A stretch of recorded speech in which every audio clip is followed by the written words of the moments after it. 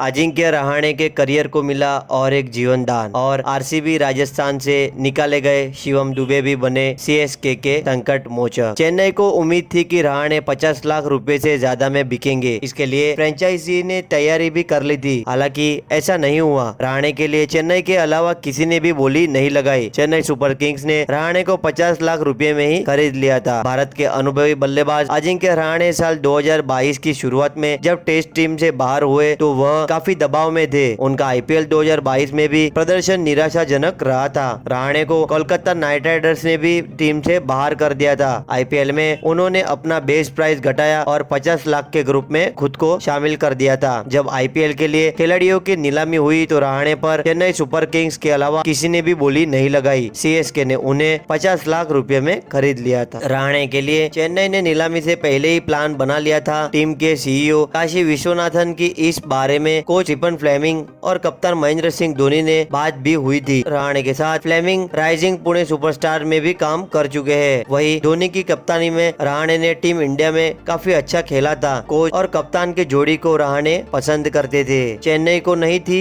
ये उम्मीद। चेन्नई को उम्मीद नहीं थी कि रहाणे 50 लाख रुपए से ज्यादा में बिकेंगे। इसके लिए फ्रेंचाइजी ने भी तैयारी कर ली थी। हालांकि ऐसा नहीं हुआ और उनको 50 लाख रुपए में खरीद लिया था। रहाणे ने मुंबई के खिलाफ 27 गेंद पर 61 रन की पारी खेली। यह उनके करियर का टर्निंग पॉइंट साबित हुआ। उन्होंने 2020 के बाद आईपीएल में अर्धशतक लगाया और इस पारी के बाद अचानक से रहाणे को टीम इंडिया में लेने की बात होने लगी। हालांकि सिर्फ यही पारी इसके पीछे वजह नहीं थी। रहाणे ने रणजी ट्रॉफी के पिछले सीजन में भी अच्छा प्रदर्शन किया था और रहाणे ने मुंबई के लिए 2 शतकों की मदद से 57 की औसत से 634 रन बनाए थे। और चेन्नई सुपर किंग्स के कैंप में धोनी के अलावा कोच स्टीफन फ्लेमिंग और बल्लेबाज कोच माइकल हसी ने रहाणे की बल्लेबाजी पर काम किया। रहाणे को खुलकर खेलने की सलाह दी और हमेशा तैयार रहने के लिए कहा। और रहाणे ने इस सीजन में 32 की औसत से 326 रन बनाए और उनका स्ट्राइक रेट 170 से भी अधिक का है। और रहाणे ने फाइनल में गुजरात के खिलाफ 13 गेंद पर 27 रन बनाए और उन्होंने 2 चौके और 2 छक्के भी लगाए थे।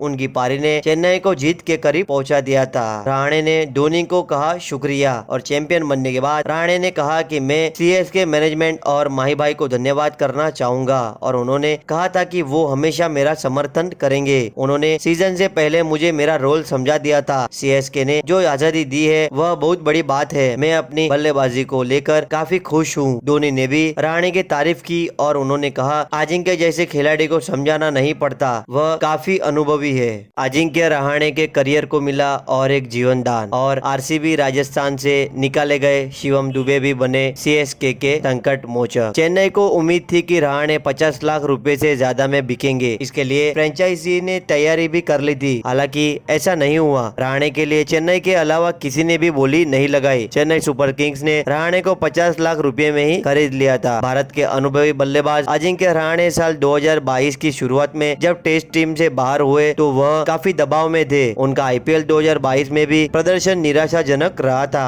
रहाणे को कोलकाता नाइट राइडर्स ने भी टीम से बाहर कर दिया था। आईपीएल में उन्होंने अपना बेस प्राइस घटाया और 50 लाख के ग्रुप में खुद को शामिल कर दिया था। जब आईपीएल के लिए खिलाड़ियों की नीलामी हुई तो रहाणे पर चेन्नई सुपर किंग्स के अलावा किसी ने भी बोली नहीं लगाई। सीएसके ने उन्हें 50 लाख रुपए में खरीद लिया था। रहाणे के लिए चेन्नई ने नीलामी से पहले ही प्लान बना लिया था। टीम के सीईओ काशी विश्वनाथन की इस बारे में कोच स्टीफन फ्लेमिंग और कप्तान महेंद्र सिंह धोनी ने बात भी हुई थी। रहाणे के साथ फ्लेमिंग राइजिंग पुणे सुपरस्टार में भी काम कर चुके हैं। वहीं धोनी की कप्तानी में रहाणे ने टीम इंडिया में काफी अच्छा खेला था। कोच और कप्तान की जोड़ी को रहाणे पसंद करते थे। चेन्नई को नहीं थी ये उम्मीद। चेन्नई को उम्मीद नहीं थी कि रहाणे 50 लाख रुपए से ज्यादा में बिकेंगे। इसके लिए फ्रेंचाइजी ने भी तैयारी कर ली थी। हालांकि ऐसा नहीं हुआ और उनको 50 लाख रुपए में खरीद लिया था। रहाणे ने मुंबई के खिलाफ 27 गेंद पर 61 रन की पारी खेली। यह उनके करियर का टर्निंग पॉइंट साबित हुआ। उन्होंने 2020 के बाद आईपीएल में अर्धशतक लगाया और इस पारी के बाद अचानक से रहाणे को टीम इंडिया में लेने की बात होने लगी। हालांकि सिर्फ यही पारी इसके पीछे वजह नहीं थी। रहाणे ने रणजी ट्रॉफी के पिछले सीजन में भी अच्छा प्रदर्शन किया था और रहाणे ने मुंबई के लिए 2 शतकों की मदद से 57 की औसत से 634 रन बनाए थे।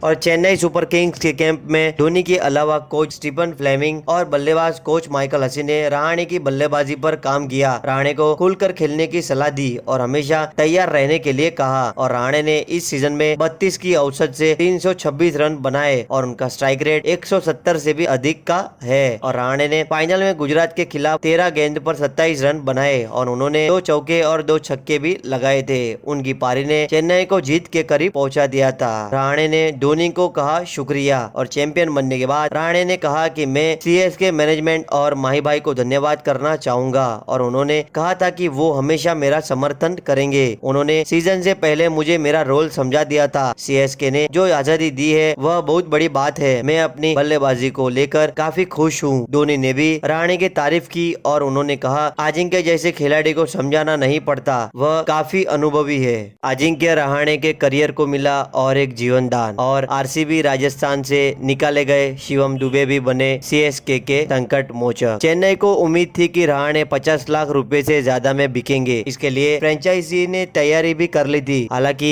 ऐसा नहीं हुआ। रहाणे के लिए चेन्नई के अलावा किसी ने भी बोली नहीं लगाई। चेन्नई सुपर किंग्स ने रहाणे को 50 लाख रुपए में ही खरीद लिया था। भारत के अनुभवी बल्लेबाज अजिंक्य रहाणे साल 2022 की शुरुआत में जब टेस्ट टीम से बाहर हुए तो वह काफी दबाव में थे। उनका आईपीएल 2022 में भी प्रदर्शन निराशाजनक रहा था। रहाणे को कोलकाता नाइट राइडर्स ने भी टीम से बाहर कर दिया था। आईपीएल में उन्होंने अपना बेस प्राइस घटाया और 50 लाख के ग्रुप में खुद को शामिल कर दिया था। जब आईपीएल के लिए खिलाड़ियों की नीलामी हुई तो रहाणे पर चेन्नई सुपर किंग्स के अलावा किसी ने भी बोली नहीं लगाई। सीएसके ने उन्हें 50 लाख रुपए में खरीद लिया था। रहाणे के लिए चेन्नई ने नीलामी से पहले ही प्लान बना लिया था। टीम के सीईओ काशी विश्वनाथन की इस बारे में कोच स्टीफन फ्लेमिंग और कप्तान महेंद्र सिंह धोनी ने बात भी हुई थी। रहाणे के साथ फ्लेमिंग राइजिंग पुणे सुपरस्टार में भी काम कर चुके हैं। वही धोनी की कप्तानी में रहाणे ने टीम इंडिया में काफी अच्छा खेला था। कोच और कप्तान के जोड़ी को रहाणे पसंद करते थे। चेन्नई को नहीं थी ये उम्मीद। चेन्नई को उम्मीद नहीं थी कि रहाणे 50 लाख रुपए से ज्यादा में बिकेंगे। इसके लिए फ्रेंचाइजी ने भी तैयारी कर ली थी। हालांकि ऐसा नहीं हुआ